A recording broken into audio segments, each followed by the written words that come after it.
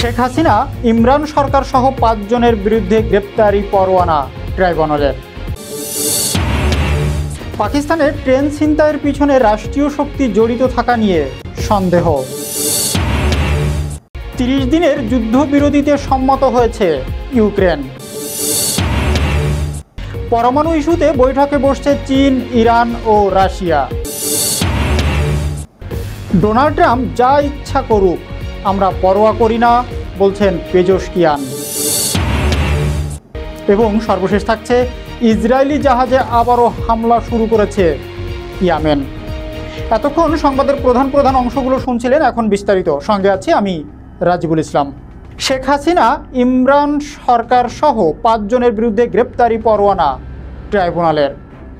আন্তর্জাতিক অপরাধ ট্রাইব্যুনাল ২০১৩ সালের ৫ই মে শাপলা চত্বরে হেফাজত ইসলামের সমাবেশে গণহত্যার ঘটনায় শেখ হাসিনা ও ইমরান সরকার সহ ৫ জনের বিরুদ্ধে গ্রেপ্তারি পরোয়ানা জারি করেছে।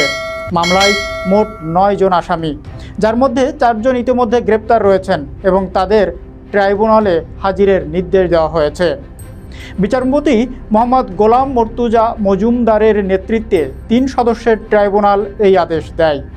বাকি ৫ জনের বিরুদ্ধে গ্রেপ্তারি পরোয়ানা জারি করা হয়েছে, যাদের মধ্যে আছেন শেখ হাসিনা, মহিউদ্দিন খান আলমগীর, ইমরান সরকার, হাসান মাহমুদ খন্দকার ও বেনজির আহমেদ।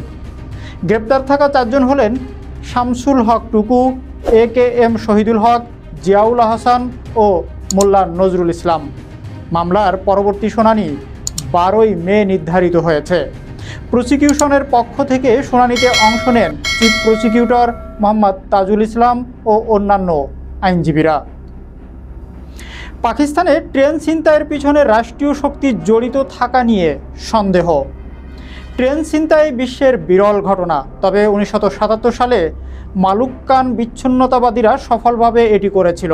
পাকিস্তানে বেলুচিস্তান লিবারেশন আর্মি অর্থাৎ BLA ট্রেন ছিনতাইয়ের সামরিক ও গোয়েন্দা দক্ষতা প্রশ্নবিদ্ধ। ট্রেন ছিনতাই নিখুঁত সময়, রেল নেটওয়ার্কের বিশদ তথ্য ও সমন্বিত লজিস্টিকদের উপর নির্ভরশীল। BLA এর মতো বিদ্রোহী গোষ্ঠীর পক্ষে চলন্ত ট্রেন ছিনতাই কঠিন, কারণ এতে উন্নত গোয়েন্দা নজরদারি ও সামরিক প্রশিক্ষণ প্রয়োজন। হামলার স্থানগত নির্ভুলতা রাষ্ট্রীয় সহযোগিতার ইঙ্গিত দেয়। BLA এর একক প্রচেষ্টায় এটি সম্ভব হয়নি, বরং এটি একটি বৃহত্তর রাজনৈতিক উদ্দেশ্যের অংশ। BLA হামলার দায় স্বীকার করলেও প্রক্সি যুদ্ধের সম্ভাবনা রয়েছে, যেখানে রাষ্ট্রীয় শক্তি বিদ্রোহীদের ব্যবহার করে। ট্রেন ছিনতাইয়ের পিছনে রাষ্ট্রীয় পৃষ্ঠপোষকতা ও গোয়েন্দা সহায়তা ছিল বলে মনে করা হচ্ছে, যা সাধারণ বিদ্রোহের কার্যক্রমের চেয়ে অনেক বেশি সমন্বিত ও কৌশলগত। ৩০ দিনের যুদ্ধবিরতিতে সম্মত হয়েছে ইউক্রেন।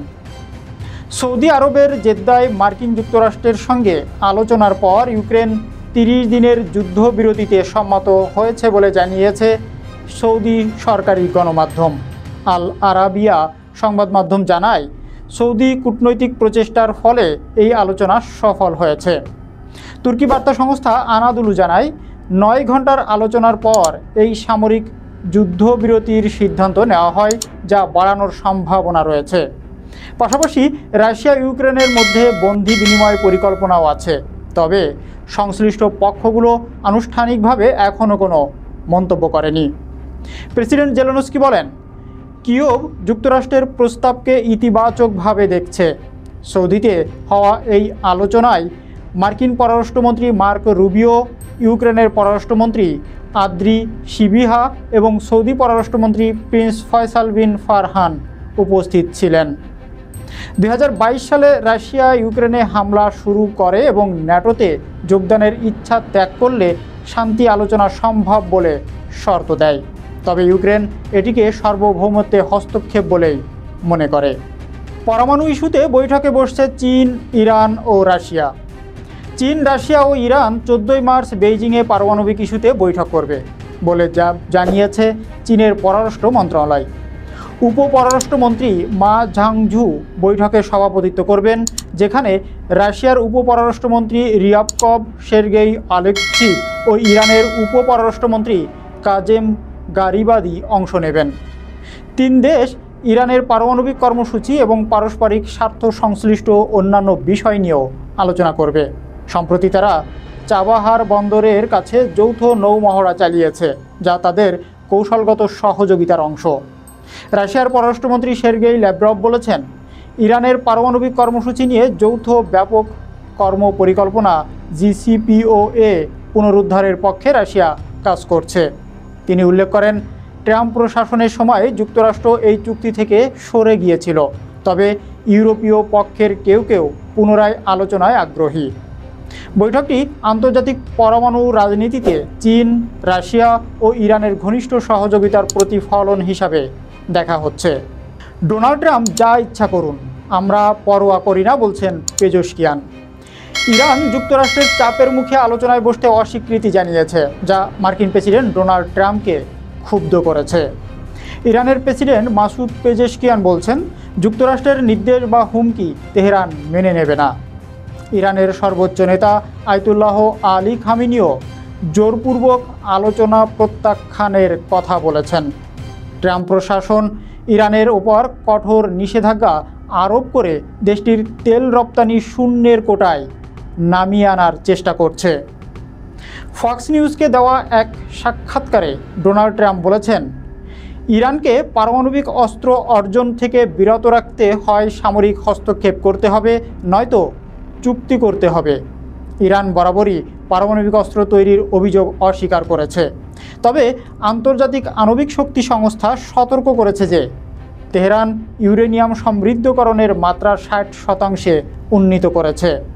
ট্রাম্প 2019 সালে ইরানের সঙ্গে 2015 সালের জেসিপিওএ চুক্তি বাতিল করে কঠোর নিষেধাজ্ঞা আরোপ করেন, যা দুই দেশের মধ্যে উত্তেজনা বাড়িয়েছে।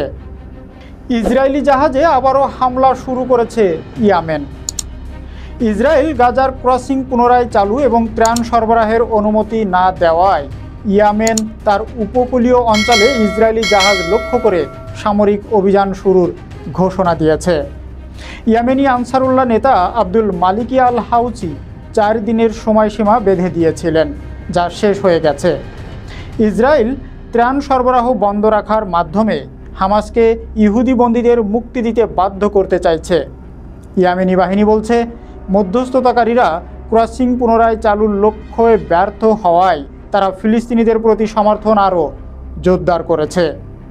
ইয়েমেন ঘোষণা করেছে, লোহিত সাগর, আরব সাগর, বাব আল মানদেব প্রণালী এবং এডেন উপসাগরে ইসরায়েলি জাহাজ চলাচল নিষিদ্ধ করা হয়েছে। তারা সতর্ক করেছে, নিষেধাজ্ঞা লঙ্ঘন করলে সেই জাহাজকে লক্ষ্যবস্তু করা হবে। ইসরায়েল দখলদারিত্বের বিরুদ্ধে ইয়েমেন তার সামরিক অভিযান অবস্থান আরও জোরদার করেছে।